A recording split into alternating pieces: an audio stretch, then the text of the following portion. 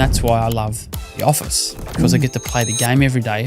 If I'm a work from home and I've got a generation who works from home, I don't know how to play the game. I'm not in it. You know, they're a bit weak in some areas and we think that we're going to take that challenge on. It gives us a good indication where we really need to hone in. Your self-belief in yourself is too low and I need you to have a crack at this. The leadership team, Tom and myself, and we said, okay, terrific, here are your values, that's great. Now don't tell anybody about it. Starting point, I think as difficult as the conversation it is for you, just think about how it lands for them. Think about what they're, about where they're at. You know, what I say to people a lot is I say you can be on the right track. If you sit down, the train will run you over. It comes back to the behaviours that you want, and the behaviours are influenced heavily by the values that you have. You know, they're the master of their own domain. I'll just take what they say and try and form some good company decisions. And it's a recipe for success. And some of the poorer decisions I've made around people have been not taking into account what do they actually need. Welcome to Slicing Through the Noise, a leader's story. The podcast that uncovers real stories behind impactful leadership. Join us as we explore how leaders cut through the chaos, master powerful listening, and build cultures of accountability and vision. Whether you're a seasonal executive or an emerging leader, this is your space to learn, grow, and lead with integrity. Let's slice through the noise together. Welcome to Slicing Through the Noise. Our guest today is the CEO of Douglas Construction, Alex Douglas. We're really excited to have Alex come along and talk about his journey as a leader, what it's taken, all the scrapes on his knees, and the times that he's lifted himself up out of huge mistakes or little ones. What do we have to do to lead effectively when we're growing a business and growing a brand at the same time? So, welcome, Alex. Thanks, Jennifer. Very excited to have you here. Excited to be here. Thanks very much for having me along. I was thinking about how long you kind of been hanging out with us. It's been a while. It's been a while. Yeah, we sort of hung out and then we broke up and then we got back together again. Yeah, you had a little fight with us. No, I don't think you actually fought with us. We broke up and then we got back together, and it's, that's how it goes. Yeah, exactly. And I think like knowing what we do and how it would work for you. But today's not about that. Today's all about Douglas Construction. And, from studying as a civil engineer and then going on into this whole world of construction. So tell me a little bit about your history. Like, what had you choose civil engineering? Yeah, I guess it was, my father was a civil engineer, so it was a bit of a logical choice. So I had a bit of an understanding as to what all that looked like. I was, orientated a bit more towards the STEM subjects when I was going through high school. I wasn't a particularly bright student by any means, which is probably why I ended up going more into the construction side of civil engineering, because, I wasn't necessarily going to be designing the most elegant beam or bridge structure. I did like the construction. I liked the multifaceted, lots of balls in the air, lots of analytical thinking side of things. So that's sort of how I landed. It's kind of interesting that you say, I'm not such a bright guy. My first husband was a civil engineer, and he said to me, he always reminded me that the smartest people in the world were engineers. So, you're not allowed to put yourself down like that. Well, we were sort of at the top 10%. I was maybe, maybe not at the top of the top 10%. You're at the top 10%. Well, it takes something to do that kind of thinking, even in construction. So you started off with John Holland. Well, you probably did other things, but, big construction company, to moving into hanging out your own shingle and going, no, I'm going to be Douglas Construction and we're going to do this. So what, what did the first week's time in John Holland teach you that you still use today? Look, I guess it was going into a larger team. So my previous, work experience, I guess, because that's really all it was, sort of before I'd started, was I started work 2 days after finishing my last exam in my civil engineering degree. I hadn't even officially graduated at that point in time, and I was thrown onto a shopping centre expansion project in and around the Brisbane area. And there was this big team. John Holland's probably had about 15, 20 guys on that site, and that's all just management people, not the actual guys doing the doing. There's hundreds of subcontract workers working on that site, and you were sort of a part of that team. You got given some pretty clear responsibilities early on, and you could tell the whole thing was just broken down. Okay, you're looking after this, you're looking after that. So you felt empowered right from the get-go to do the work that needed to be done. You're sort of pretty clear as to what your responsibilities were. And the job satisfaction was really there from the get-go as well, because, you're tangible things, you're building things. You can say, okay, well, I've finished, that many board piers or this many, slabs or whatever the case may be. You got to finish widgets every day. And, and there's a thing that you can see when it's all done. Yeah, you could go home and know that physically there was something there at the end of the day that wasn't there at the beginning of the day. Yeah. Which I think inherently is a rewarding part of construction. So what's the thing that you think you got out of that experience that allows you to do some pretty substantial projects today? Look, I think it's a combination of things. Like you're getting some of the technical skill set thrown in, but construction, as much as anything else, is about people management as it is about technical. So you could see the way that different members of the team manage people, manage subcontractors, manage consultants on the way through, manage difficult situations, obviously because they're typically the harder ones to manage. The easy stuff sort of happens on its own without too much interference. So I think I just sort of soaked it up in those early days. You would sort of look to see how different members of the team dealt with different circumstances, what was effective in dealing with a problem or a problem subcontractor, maybe what was ineffective. I had worked under a Scottish site manager at the time. Tell me about him. What did you learn from him? Yeah, so Stuart Roberts, I think his name was. Stuart sort of took me aside sort of, number of weeks or months after he joined the team. I think I joined first and he joined a little bit later on that particular project. And he took me aside and you go in that sort of Glasgow sort of Scottish accent, which I won't try and replicate because I'm not very good at replicating Scottish Glasgow accents. And he said, Alex, it's like fighting a war out there, matey. And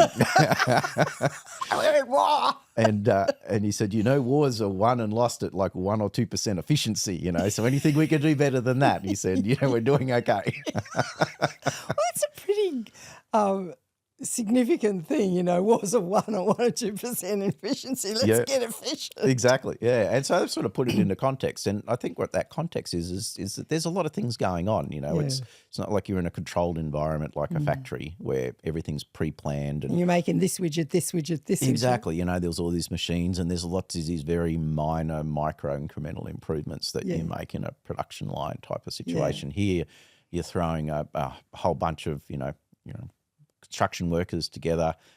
Everything's bespoke. Everything's a new design. You're not building the same thing, day after day. You might be moving on to this particular element or that particular element. So everybody's got to constantly change and adapt as you work your way through. So you're looking for that resilience really in your team members and the workforce generally, because they've got to be quite adaptable and resilient to get the productivity to get stuff done. Fabulous. So it's like having this huge machine that's just rolling. It does, yeah. Like because there's a lot of resources that are put to play. You've got plant and machinery and cranes and people and everything else and programs and deadlines and clients and superintendents. There's lots of people and they all want something done, and you've got to work out how do I sort of harness all of these resources or how do I, if I'm just a cog in that machine, how do I do my bit in that process to the best of my ability to then allow the next person to do the bit that they need to do. So it's complex. It is. It's complex, and you've got to have situational awareness. You've got to sort of try and work out where you fit in, where you can add value, what's important. Maybe not necessarily what's important to you or for you, but what's important, for the person that's relying on you to do your job so that they can do their job. So I think it helps bring a lot of perspective into your role and how various roles in the on a project sort of fit together. So you decide you go out on your own. What made you make that decision? It was probably a combination. I'd been doing some away work with John Hollands at the time I made that decision. So I just finished a project in Gladstone, and the I guess the forecast opportunities in the business at that time was further away work, which, to be honest with you, wasn't quite my cup of tea. So, I quite like living in Brisbane. Sort of the regional projects certainly had their challenges and professional rewards. But from a lifestyle perspective, I didn't really want to become that sort of travelling Wilbury, sort of construction worker working in sort of regional projects. So I guess that was the impetus. I had a little opportunity sort of came up to do a small project in Brisbane and put the shingle out. So I sort of took that opportunity and put a photocopier and a desk in the front room at home, and off and away we went. So, it's amazing, right? It's like many businesses, family businesses like yours in Australia, start with the photocopier and a phone. That's right. In the lounge room in the corner. Exactly. Yeah. And today, from those two small projects to $150 million business, that's a big journey. It is. Over the last 25 years. When did you feel like Douglas Construction really had that momentum now? And what early decisions did you make that were pivotal to actually creating that? Look, I think I probably separated into the first 10 years and then after. I mean, we've been trading for 27, 28 years now. Yeah. In the first 10 years, it was quite organic. We just sort of the sheer enjoyment of building for the sake of building, right? Yeah. It was a simpler time, I guess you would call it that. So we're very efficient, very low overhead, very hands-on. Really laid the foundation, I guess, of a really solid understanding of all the elements of what bring a project together. And then we got some opportunity to work with some larger, more sophisticated clients at about that 10-year mark. And then we were able to translate what had made us successful in the first 10 years were some of the aspects to what clients weren't getting out of their builders in the next segment up. So we were able to sort of bring that simplicity, clarity of communication, I would say, was something that always seemed to cut through with our clients. They always felt they could ask a question and get a clear and concise answer, there and then or not long after. Yeah. And a lot of the time there was too many layers of who knows what exactly elsewhere and it would take them too long to get clear decisions. So that whole thing that you do, design construction as a differentiator with the engineering. So what does Douglas Construction do differently in pre-construction so jobs start faster and finish cleaner? Because that's one of the big things with construction. Can you start and finish clean? Exactly right. Yeah, that is exactly right. And tell us about that. Look, design and construction, it's something that has grown, I guess, with our clients as a preferred delivery method over the years because it de-risks the project from their perspective. Tell us about that. So what they do is they just give you a clear understanding of what they want in as simplistic a way as they can. And then it's up to us to then take that concept and then develop all the design and then deliver the construction of it. So what we get to do is we get to go, okay, well, you want this to do that. So that's a clear sort of outcome that they want from the project. So we get to then design that in a way that's cost effective, practical to build, meets the time frame that they want the project built in. So we have the control over how we deliver that. We still have to deliver the thing that they want, but we get to use our experience and our nous and our intellectual property that we've developed over the years to deliver that in the most. So you're not waiting for an engineer to come and design it. You actually do that in-house. It's where we'll direct it in-house, so we'll Yes. manage the design in-house. We Yes. use a team of external consultants, as do most design and construct contractors, but we have preferred ways of doing things. So Yeah. we use that experience. So we're like the conductor of the orchestra. So we're conducting away, Yeah. and we just make sure everybody's playing their note, and their timing is where it needs to be. And that way then everything comes out on time, and then we can control the delivery of the project, meet our clients' expectations on quality and time at the end of the day, and then for us to manage the costs, which also helps. Okay, so what patterns have separated your best outcomes from merely your good ones? Yeah. So look, I think it's you've really just got to understand the project, and that's that early involvement that we get from key people in the project, just to understand what it is we need to do. We sort of set the pathway for the delivery of that project. Have some meaningful conversations with the project delivery team early on, so that people are really clear. Sometimes people just get lost a little bit in the noise, and they just need a little cut through as far as what's important for that project. And once they understand that, it's almost like leadership in a way at that early stage, so that people don't get lost in the noise. Yeah. And so we find that's quite helpful in sort of So getting you that set up momentum. a very clear intention about what we're doing here. Exactly. The client wants this. I really I love to talk to leaders about the fact that when you've got a very clear intention, then everyone who's on your project knows where their attention needs to be. Exactly. So a clear intention ensures you know where to put your attention. It does, yeah. And it sounds like you guys have nailed that one. Look, you've just got to be very clear with people. Like, there's no point beating around the bush. Sometimes people don't, and you've got to also have a degree of empathy when you're in those meetings and those conversations, because you can eyeball people. Yeah. And you can tell the people that their eyes are starting to glaze over, and that they've really just lost an understanding of what you're talking about, and you need to bring them back into the conversation so that everybody has that clarity moving forward. Yeah. So let's talk about sector spread, like commercial, industrial, manufacturing, retailer. How do you decide? So I think this is a huge conversation in any organisation. How do you decide what you'll hunt for and what you'll pass on? Yeah, so that's a really interesting point, because we traditionally sort of fell into the industrial sector, I guess. It wasn't so much a conscious decision. It was more where the opportunities appeared for us. And as is typically the case, more opportunities tend to pop up in the same area that you're working in. So we just continued to chase those opportunities. And I think we're reasonably good at chasing them. So when they popped up, we'd chase them. We'd pop up, we'd chase them. So I think we were pretty good at that. But we weren't that good at instigating newer opportunities.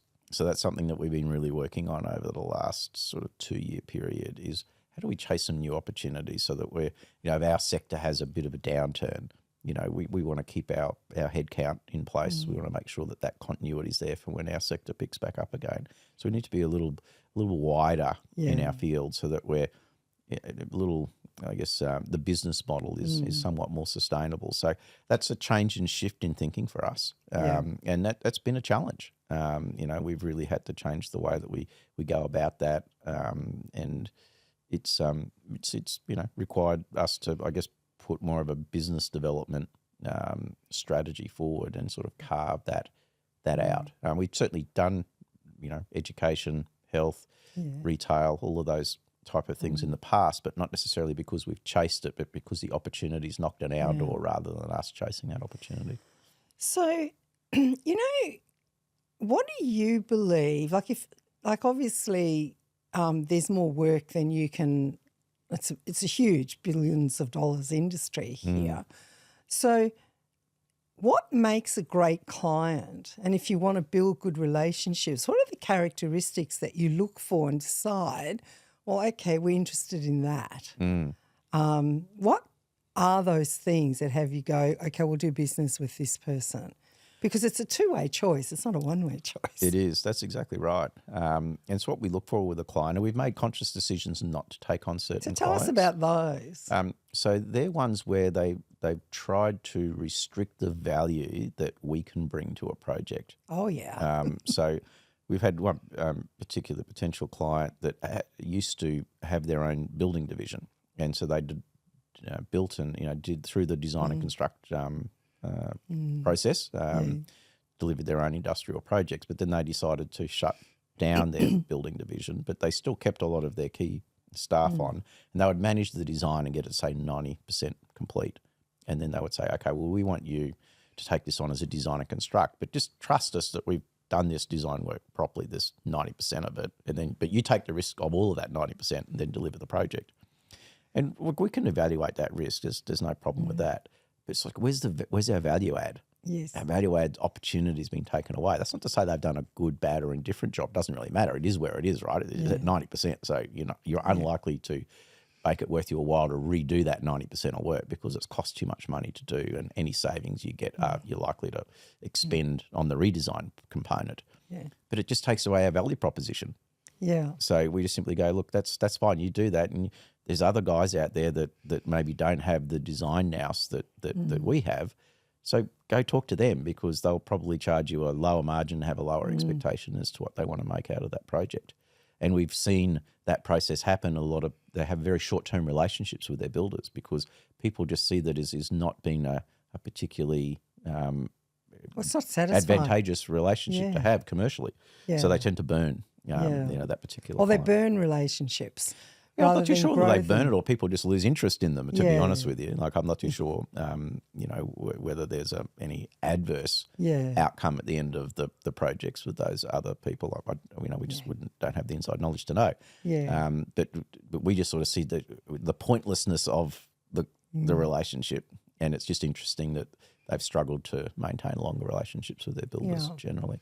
So for you, when you're building those relationships, like, my thought is I want to spend a long time with people, and I want to add as much value as I possibly can. Talk about, like, what do you think you do that's different in that whole construction world? Look, I think the main thing that we do is we provide a smooth client journey. That's probably the main thing. And when I say smooth client journey, it's not just limited to the client. It's to all the stakeholders that are in the project, and that's that. It was we were talking about before. It's that clarity of purpose. Yeah. What are we here? Why are we doing this?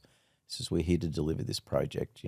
As efficiently as we can, as productively as we can, which is all about the communication.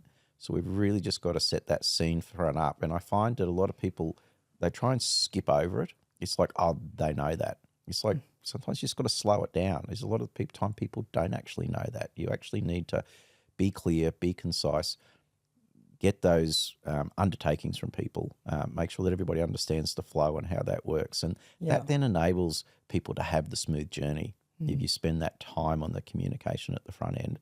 And everybody's then very appreciative. I always remember there's a hydraulic consultant that started working with us a couple of years ago, and they did one project for us. And they just started the project, but the director had contacted our design manager, and he said, "Look, I just want to let you know that this will be the only project we'll do with you guys. We're not going to do any more industrial projects." And we were sort of a bit taken aback, like, well, what have we done? And he said, no, it's not you guys. It's just like, I've just had bad experience with another couple of builders, so I figured, like, you industrial builders, like, you're just a pain in the bum. I don't want to have anything more to do with you. Great. Anyway, I finished the project. He went, "Oh, you know what? This worked really well." I said, "I'm happy to work for you guys." So it's that. That's what we want. That's the experience that we're trying to create for everybody that works on our projects. Is that they're not having to, spin around and rework things because things haven't been communicated at the appropriate time on the way through. Yeah. So that whole partner ecosystem. Yeah, exactly. Right. Like, you often appear as principal builders, like civil trade partners, everything. What makes a great delivery partner in your world? Like, as in, like, for the people that we work with. Yeah. So if you've been a partner with someone, what makes a great partner? Yeah, look, I guess somebody that shares the fact that if the process is smoother, the communication as well, we all get the opportunity to go and do good work. I mean, that's all that most of us want to do. Like, all of the people that work at Douglas, They just want the opportunity to come in and do some good work during the day. And you'll find the same thing. It doesn't matter whether it's a subcontractor or a client or a consultant, or whether it's a tenant moving into the building. If you communicate well with them, you're articulate, you lay the roadmap out for them, and they have the opportunity to do good work and productive work during the day, it just leads to that sense of job satisfaction. They're not frustrated. They can just get in there and get the work done. And it's amazing how often you hear feedback where people haven't been given that opportunity, and how frustrated people get because they haven't been given that opportunity. So we consider ourselves, I guess, as much as anything, as facilitators of people being able to do good work, because, there's, say, 30, 35 people at Douglas. There's, on any of our projects at any one point in time, there's hundreds of people working on our projects across consultants and subcontractors. So we've got quite a large ecosystem that we really just need to facilitate the ability for them to do good work. Yeah. So, have you ever had a time when you couldn't make it work, and how did you handle that? Oh, look, there's times definitely when we haven't been able to make it work. We're perfect. We are not. And one of the first things that I'll typically do is you'll have that initial sort of bit of frustration that sort of bubbles up, there's that sort of emotion that arises to start with. And then we'll start trying to work out why. Yeah. And, usually that involves getting the mirror out, having a good look. No, don't do no mirror work. And then you're trying to go, okay, what did I do to contribute to this, or what did our business do to contribute to this? And then you try and break it down as to how did we get into this situation, how are we going to get out of this situation, how are we going to avoid getting into that situation again. But it's typically about owning it early, making sure that, that the appropriate people are aware of their contribution to it. And then if they've got that awareness, then usually, most of the time they'll take the accountability on as part of it. Sometimes people are blissfully unaware as to the fact that they've had a contribution to something going pear-shaped. So, but if you take the time to work through the facts of the situation in a non-sort of confrontational and a non-emotional way, a lot of the time they'll actually get to the point to go, oh, okay, sorry, I didn't realise that by doing that I had that implication on that. So, and then you can take that process as, if you take the time to do that, they'll get the lesson learned and it'll stick with them. Whereas if you just sort of accusationary and you throw your toys out of the cot, or that type of behaviour, then the other party will typically get frustrated, and they'll typically won't actually learn what they need to do different next time to avoid that same problem occurring. And some people are serial offenders, and you just and then what do you do with them? You just choose not to deal with them again. I'm playing with you. Exactly. Yeah, they just become too hard at the end of the day. I mean, it doesn't happen very often because most people do want to do good work, but sometimes you just come across, people or organisations that just seem to be incapable of changing the way they do things. I mean, I really like what you just talked about. Most people want to just do good work. And Douglas Construction's job is to facilitate that, give them the opportunity to do that. And I think often we lose sight of things like that. Like what am I here to do? Oh, I'm actually facilitating their capacity to do what they do best. And am I in the way? Yeah, absolutely. Yeah. So, okay, let's talk about the kind of culture that you've built at Douglas. And it's different to what I understand from a lot of the construction industry. Like you have a whole culture of you only work 5 days a week. Yeah? And tell us about that, and how did you come to that, and what have been the benefits? Yeah, look, the construction industry does have a bad reputation for, especially at a site level, for working excessive hours. So we program our projects based on a 5-day working week.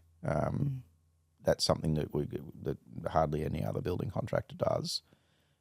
So it's a massive point of difference. It is a point of difference. It's a point of difference that we make to staff when they start, whether we're interviewing them and start with Douglas Constructions. Occasionally sites will work Saturdays, but then that's usually to facilitate assisting subcontractors from catching up with, time delays or productivity delays that they've had. But again, what we do with our site teams is a site team might have a project manager, a contracts administrator, a site supervisor, a foreman, is if that site has to work a Saturday, everybody rotates through that team if somebody needs to be on site to facilitate that site being open on a Saturday. Yeah. So it's not the site supervisor that does it each time the site needs to happen. He shares that load around across so that people can then have their weekends to pursue their own individual pursuits, whatever they may be. Yep. And we just find that a more sustainable model. To talk about what it does for safety, retention, productivity. I think the productivity piece is if you work 8 hours a day, 5 days a week, and then do a 6 hour Saturday, or if you do 9 hours a day, 5 days a week, and then have your weekends to yourself, you're working a similar amount of hours overall, but people will be a lot more refreshed if they're not coming in to do a 6 hour Saturday or a 5 hour Saturday or whatever the length of time might be. I mean, it's never usually a full day Saturday on construction sites that people typically start drifting off after about 12 o'clock. That helps with staff retention because people aren't having their work life bleed into their personal life. They're starting to getting more of a balance. Construction industry does not have a good reputation, especially at the site workers level. From a burnout perspective, there's a lot of guys that that sacrifice a lot of their personal life's aspirations and relationships that they might have because they're at work when they don't necessarily need to be at work. I mean, that's a massive, for you guys, leading edge, like it's an edge. It is. Yeah. Like the research suggests, and this comes from a lot of studies that have been done, that 5-day pilot outputs, those companies like yours that have done it, will improve well-being. People are happier. Exactly. They stay. Exactly. And like staff retention is a huge component to the productivity, that people get in and they learn your systems, they're aligned with your values. It's a really important piece. You get to develop those relationships. Those relationships, take a long time to sort of lock in and solidify. Absolutely. So you don't want to have a high turnover with your workforce. Yeah. So let's talk about, what you've done around leadership and aligning, and what rhythms have you got inside of your business that keep that $100 million plus pipeline alive and align so that you're not micromanaging to make it happen. Otherwise, you're exhausted. Yes, it can be. Yeah. I try not to do that. Look, the leadership piece has definitely been a area that I didn't really have a lot of experience in when I started. Came from, I guess, a small business family without, probably a lot of leadership qualities associated with it, as a lot of small businesses are very good at doing certain things, but then they don't scale particularly well. So my first, I guess, experience in the leadership side was when I first had my leadership training with integrity and values, wow. sort of 12 years ago. And that was through an introduction that I had from a friend who had done some coaching with you guys and he was in a leadership position and he found that very beneficial and suggested that I might also find that very beneficial. Come along and play with us. Exactly. And I found it initially uncomfortable. To talk about that, like what has it taken for you to send yourself through that? And then your team. So with myself, I was initially struggled to understand some of the concepts. It took me a while to get a grasp of what was actually, being covered in some of that leadership training. But then I found that once the penny dropped, it well and truly dropped. And those lessons sort of stayed with me, then going forward. So it was, I just had to change my mindset to a certain degree as well. I was sort of probably a little bit more stuck in the doing, and we were very good at doing the doing and very good at doing the delivering. We obviously had some good underlying values, which had held the business together without necessarily maybe being so conscious of what those values were. We're now having to, as the business was scaling up, we're now having to do a bit of a better job of understanding, well, what are they, identifying them, and then communicating them. Yeah. And being very proactive in communicating them. And that's been something that we've really had to work with, because we find that we'll drop back into our doing mindset, and then we have to sort of remind ourselves that that's not what we should be doing. We need to be doing the communicating. It's a big deal, isn't it? Like moving from being really great at the task and then leading people. It is. Yeah. It's a very big change in mindset. And we're rewarded for actually doing work. And then we see that these conversations and not actually doing the work, rather getting other people to do the work, it's a huge mindset leap. It is. Yeah, it is. And it takes something. It does. But at the same time, what I really enjoyed about it is that it's a growth that you see in yourself and your team members by doing that, because, like at the end of the day, we got pretty good at doing the doing. Yeah. So now we just want to make sure that the business can scale to do that doing just as well on a larger scale. And we do that by being better leaders and communicators in how, making sure that can scale up. Yeah. Which is a different skill set, because we've got the base skill set that's already bedded down. We've just got it's the communication, the leadership to scale it. So that impetus where, hey, I need to do something about this. Give us a time when you didn't say and lead someone effectively, and it just ends up in a custard. Yeah. Goes to custard. Yeah. Look, I think inevitably it's just you've got an awareness that there's something going on, right? Yeah. But for whatever reason, you convince yourself that I'll deal with that later. Oh, later. Later's coming. Later. So you just push that into the later, and inevitably the later becomes too late. Right. And then you end up, you might have, lost somebody, or you end up with a situation that then is bigger to dig yourself out of than it would have been if you'd taken some more proactive decisions earlier on in the piece. So later is just something that we're constantly reminding ourselves. Later's not good enough. What impact do you think it had on the person? It has a negative impact on everybody. Yeah. It has a negative so impact talk about the cultural impact it has. Yeah, it does, because, and this is something that I wasn't initially as aware of, but have become more aware of over time, is that people in your business observe the behaviour that other people in the business have. And I don't think we quite realise how much you get observed, by leading by your actions. At the same time as you get observed in what you're not doing too. Yes. So sometimes... isn't that horrible? They know exactly what we're up to most of the time. Exactly. And what we're not up to. What we're not up to. It's more about what we're not up to. Exactly. So, so you can't, you can sort of, you might think that nobody's seeing it because you haven't done anything about it, but they're actually seeing that you're not doing anything about it. Yeah. So painful. It's unforgiving. Yes, it is unforgiving. So your team can see what we're up to, what you're up to or not up to. Exactly. And they are making decisions on that. They are. They're adjusting their behaviour. Oh, well, it's good enough for, those guys to do that. It's good enough for me. Yeah.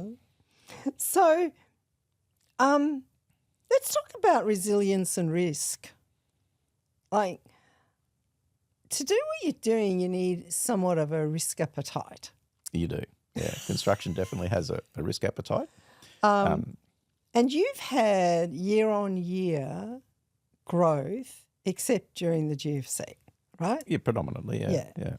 And what hard lessons did you learn during the downturn that you've now put into your playbook?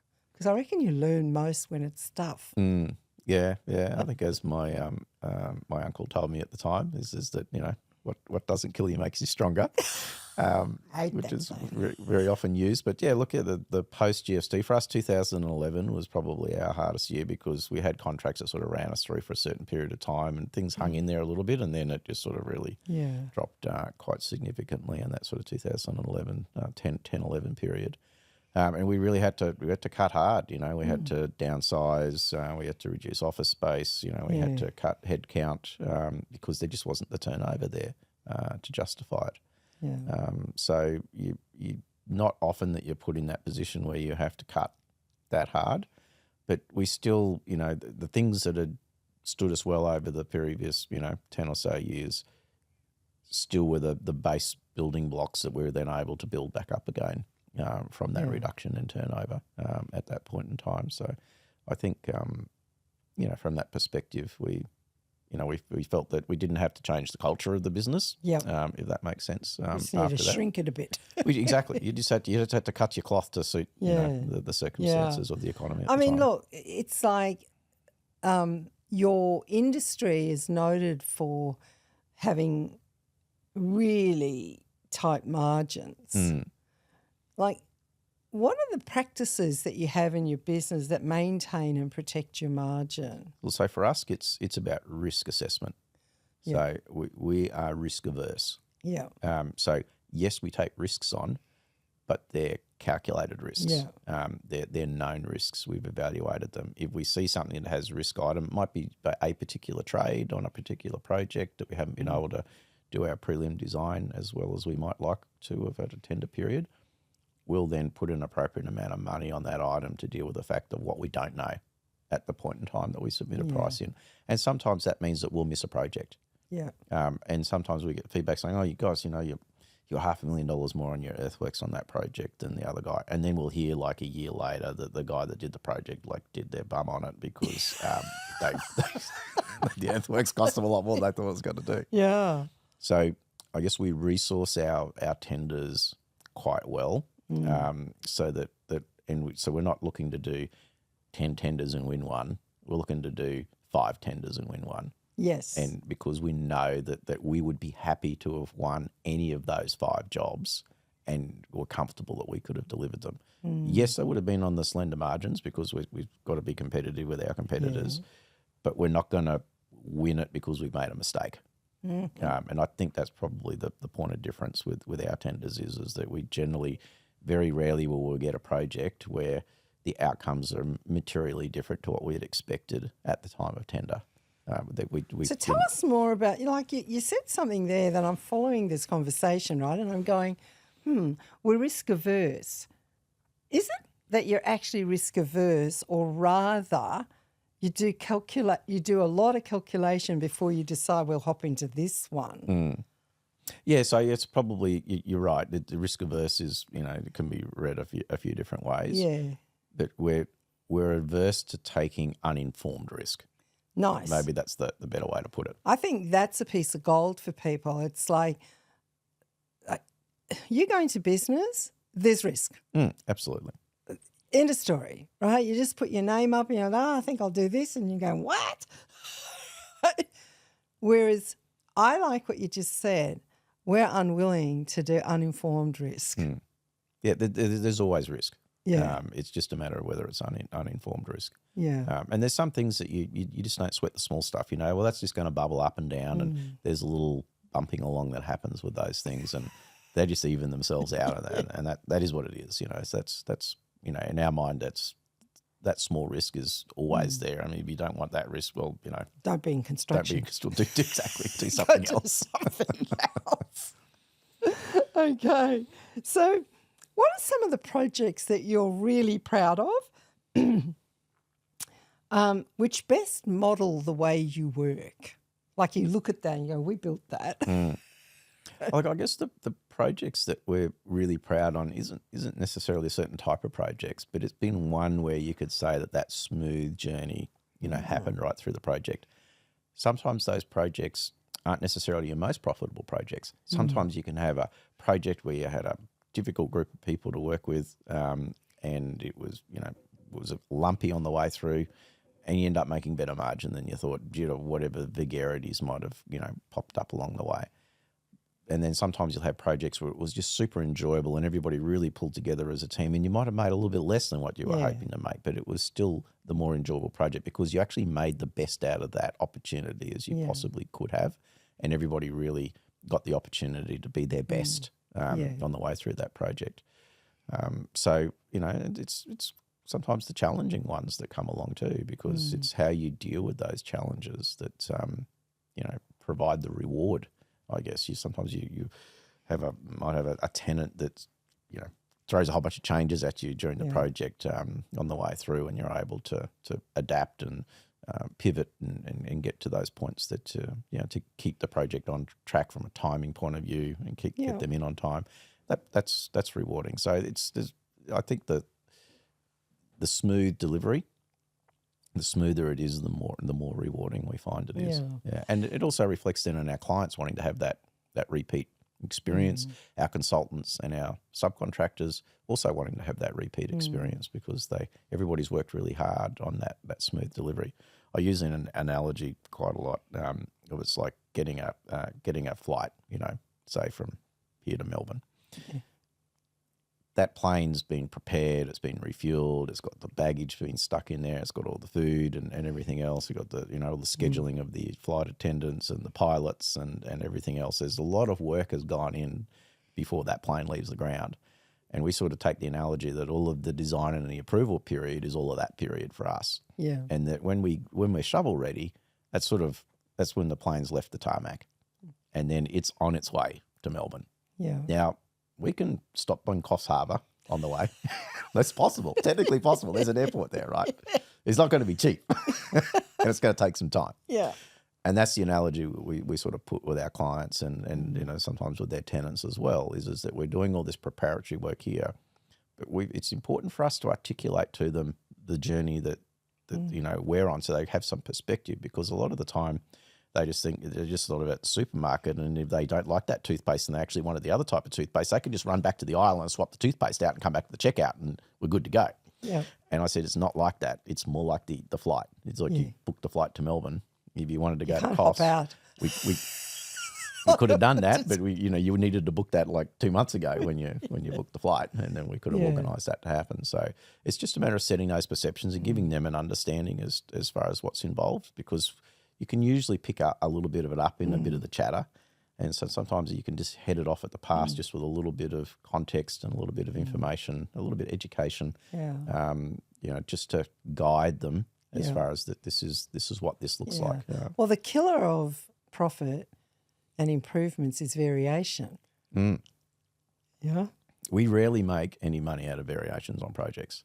We how barely do cover our some costs. Businesses do that, though? They actually make all their money on the variations. Yeah, it probably depends on the contracting sort of environment that you're in. I mean, we're limited on margin that we can apply to variations on our contracts typically with most of our clients. And so by the time you take all of the churn that goes in, you know, with your design coordination, all of the contracts administration that goes on with administering all the variations at the head contracts and then at the subcontracts and at the consultants level, like there's just this whole like, you know, churn of activity that needs to happen, and you know, you get this percentage of the variation value. It's not worth it to cover all those costs, and it's typically not worth it. It's very you hope on across the average of all the variations that you cover your costs. Yeah, and that's about all it is. Yeah, which is really interesting how some people go, oh, we'll just get it in variations, and I go, wow. Now you're constantly chasing your tail because now you don't know what's going to happen here. Yeah. And look, there's different contracting models. Obviously, some contracting models do allow contractors to make a bid up on variations, but typically with the clients that we deal with and the type of projects we do, that opportunity is somewhat limited. Yeah. So let's talk about your life beyond the site, hey? So sailing, rowing, yes, pickleball, yes. trying to keep active. Throw it all in. Yeah. Tell us about what have they taught you about pacing teams and handling the headwinds and all that kind of stuff.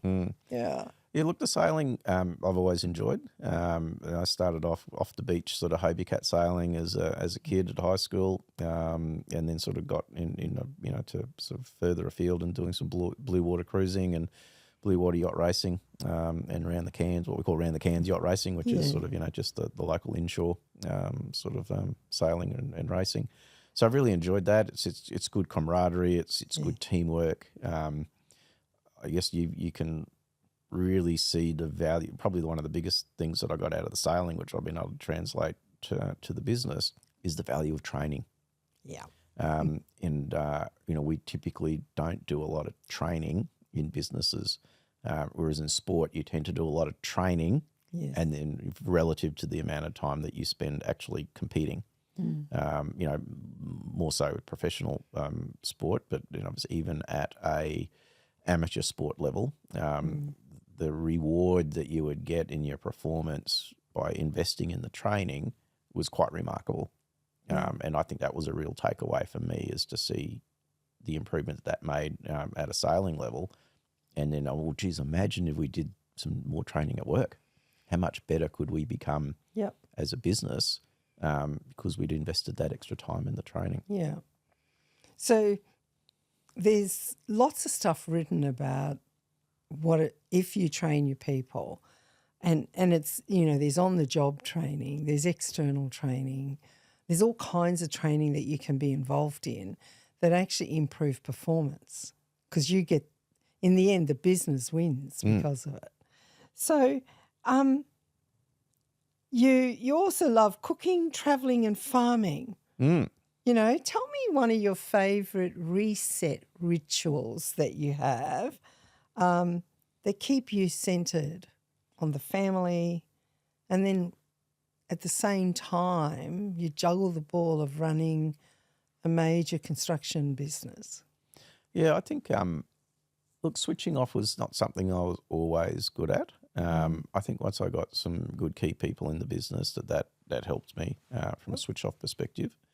I find that the sailing was always a good switch off, because it was it's quite involved, and you were just completely focused on the sailing, and there really wasn't a lot of room for any other things to go on. And a good camaraderie again with that group of people. Same with the rowing. I got into the rowing. My wife convinced me to get into rowing in my sort of mid-40s, because she'd learned a row course, and our daughter had started rowing at high school. I lived 5 minutes away from a rowing club, so there was no real, logistical impediment to that. And I enjoyed being on the water, and it was good for fitness. So that was really enjoyable. And we've got a great group of guys that we regularly row down at the club. And, there's you get the exercise out of it. You also get the camaraderie, and the social cohesion that you get through that. So I find that really quite rewarding. How do you translate that into the business, though? Like, what do you see? I don't know anything about rowing, right?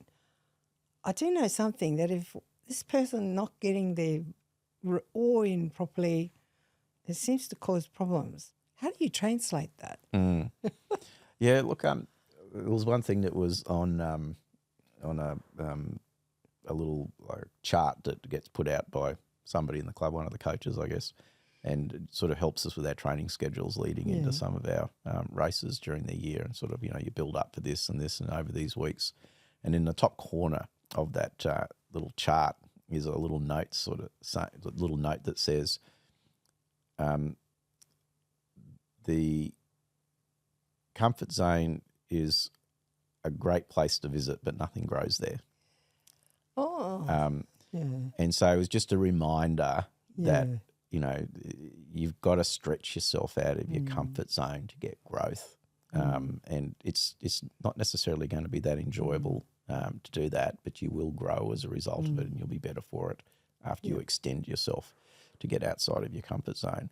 And I think that's something that I find generally in whether it's rowing or the sailing, you just got to, you just keep doing, and you stay within what your capabilities are, then you'll just keep repeating everything that you've been able to do to date. So you've got to stretch, you've got to push, and you've got to get outside that comfort zone.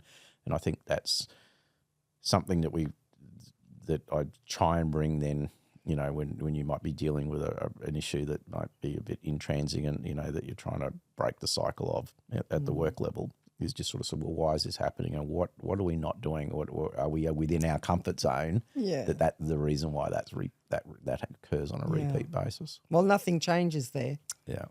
So let's just wrap up a little bit. Here's for the next Alex, right?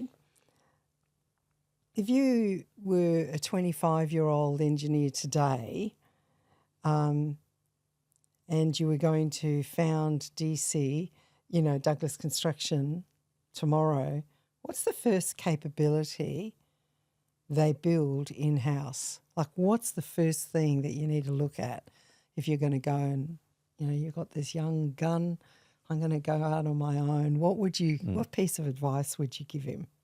Leadership. Leadership. Leadership, definitely. Look, I think, and you're going to take the technical as a given. Okay. Yep. So you've got the skill set. You know, you're an engineer, you're a builder. You know, whatever the training is that you had. So let's assume that you're sound. Yeah. You know, you've got your ticket. Yeah. You know, so you're good to go. So I would say the leadership piece. The earlier you can incorporate that, then the faster you're going to get your trajectory to go in whatever direction you want to go in. And that could be good, big or small. It's whatever your decision is in that respect. There's no right or wrong in size or anything like that. It's wherever your decision is that you want it to go. But the sooner you get the leadership piece down, the more comfortable you're going to be, the more in control you're going to be with where you want to go, and the less effort that it's going to require. I would say I probably exerted more effort than I needed to get where I got to, if that makes sense.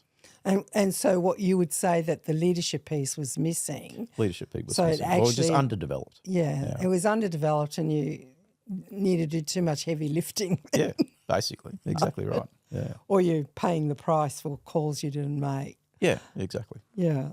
So what's next for Douglas Construction? Let's talk 5 years. What will you think has changed most in the business and, you know, or in the way that you build or what you build? I think the next 5 years will see us diversify in the type of projects we undertake. We'll still have a strong focus in our niche of industrial, but we'll have it diversified out of doing as much of our turnover in that space. And that's really going to help us with evening the future bumps in the road. Yeah. So that's designed to provide some stability and consistency with the work that the business can undertake going forward. I'm going to be, in 5 years' time, not actively involved in the operations side of the business. So we will have transitioned out and our structure will have grown and changed to enable that to happen. So that would be the two main changes over the next 5 years. I'll still have oversight at a chairman's level, but the idea is to grow the team. To grow an executive that Exactly. can run the business. And to run the business, yeah. Yeah. And what do you think that's going to take? Like, that's a big thing. It is, yeah. Yeah, that's our big, hairy, audacious goal.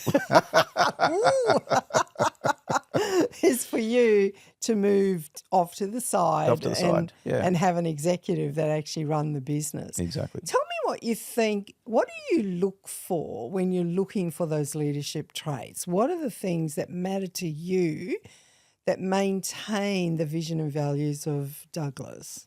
Look, you've got to have people in there in those positions that are applying themselves. You've got to have an alignment with their personal values and the company's values. So you've got to start with that component. And if you've got an alignment there, then there's a good chance that those people can be brought through and grown into the role that you've got. If you don't have alignment at that level, then it makes that conversion very tricky. Like, you constantly got interventions and workarounds and everything else that you're needing to do. So I think that is the key element, is getting the alignment of, you know, your key people's personal values with the company values and making sure that, you know, that they're aligned. Yeah. So give me an example when you see that alignment has worked in your business and someone's come in and they're just like they're on song, right? Well, you can let go. You just have trust. Yeah. And one of my personal values is around freedom. Yes. And that really what that freedom boils down to is, have you got the trust? Yes. And if you have the trust, then the freedom comes from that. So for me, that's where it is. You can see improvements, like we can all improve. We can all do training and regardless whether it's technical, leadership, management, whatever the case may be, and get better at our craft and hone our craft.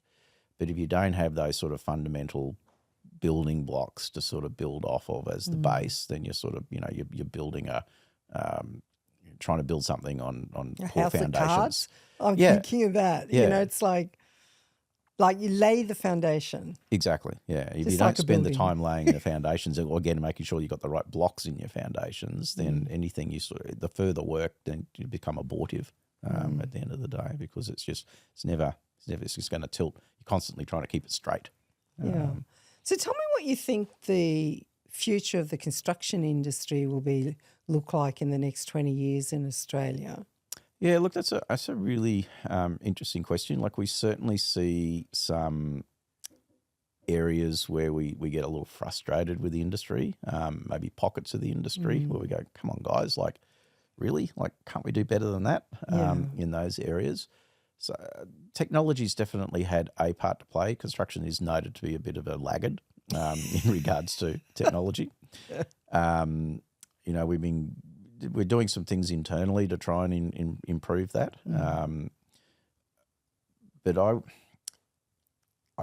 think the better that you communicate, the better that all of the bits that happen, because it is such a fragmented sort of delivery model with people, coming in from all different locations, the better that communication piece can be done, I think that's really going to drive the productivity side of things. The construction industry doesn't have a very good reputation for increasing its productivity compared to other parts of the the economy.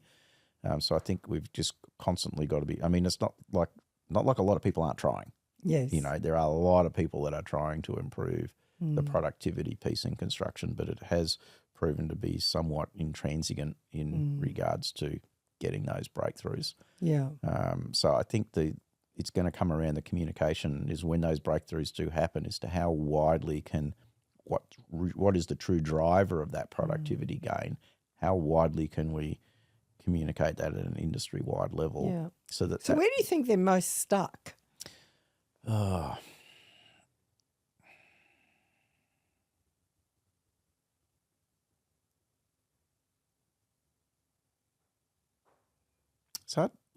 It's hard to say. I would say in an area that sort of stands out for us that we see getting stuck would be productivity in and around the civil components of our projects. And they get stuck because they just seem to make the same mistakes. Like it's like Groundhog Day, and we Hello. It's frustrating. And so it's kind of like a quality.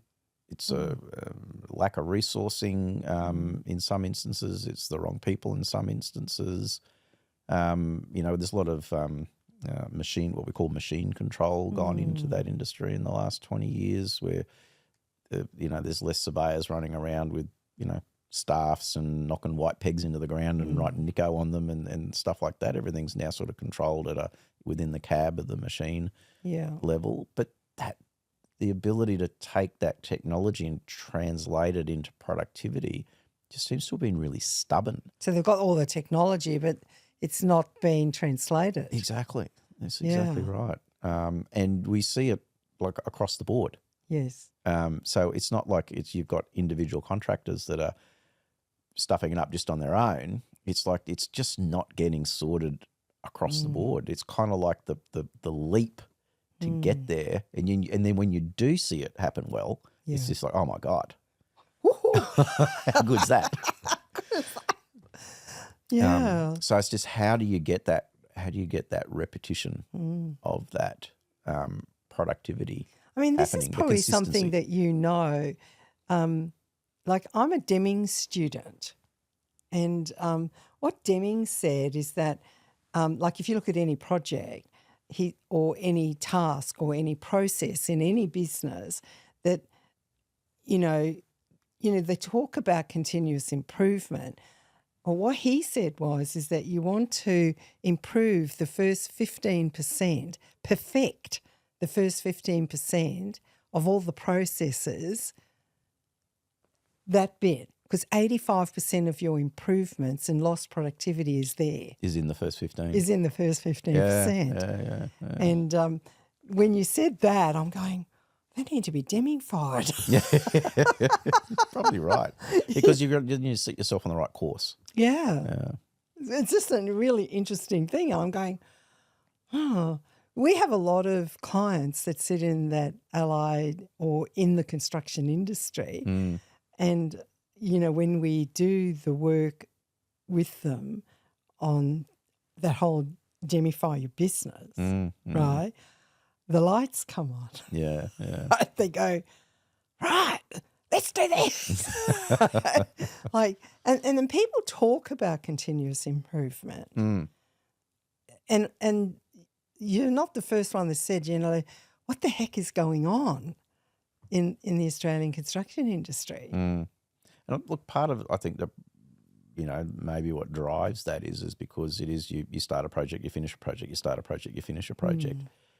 So the ability to do the continuous improvement when you're in the same environment, on the same project, on the same production floor, I think probably is a different metrics to you're picking up a bunch of people up and you're moving them. It might not be the same team that's getting moved to the next project. Yeah. So you end up with this change of team, and I think the keeping of the people, that becomes then a key part of things, because you can't do that incremental improvement if you're changing seats out all the time. Well, you can't, because they don't know how to work together. Exactly. And I was talking to another guy that works in concrete slabbing, etc., and he actually said that it's a huge issue in the Australian construction, because, like, if you go to England, you own a building company, you own all the construction workers too. And so you get this consistency. Yeah, self-performing. Yeah, and he said that one of the biggest issues is that in Australia, if a building was built in the last 30 years, it leaks.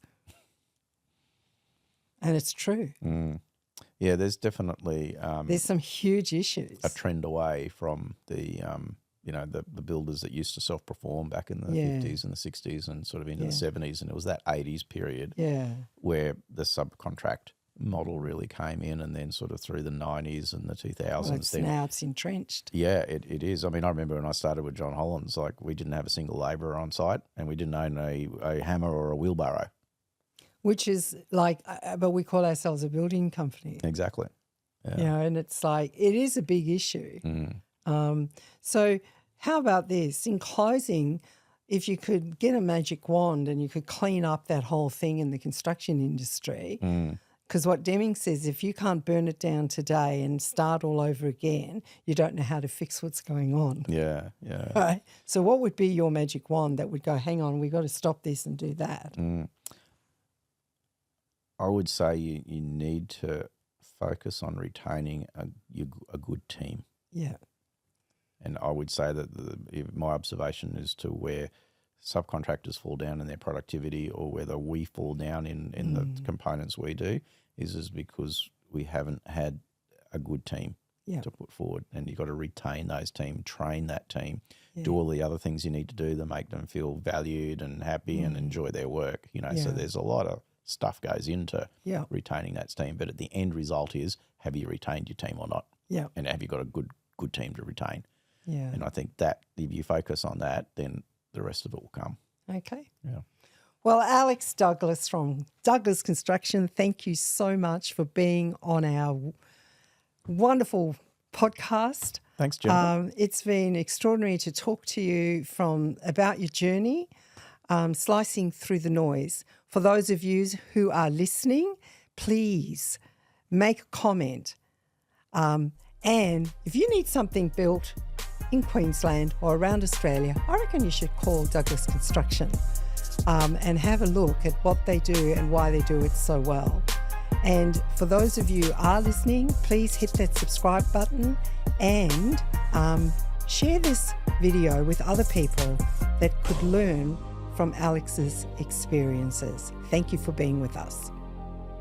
Thanks, Jennifer. Well, that wraps up today's episode. If you enjoyed our conversation and want to keep the momentum going, make sure you hit the subscribe button so you never miss the latest insights and stories from extraordinary leaders. We appreciate you tuning in and can't wait to share more with you soon. Thanks for listening.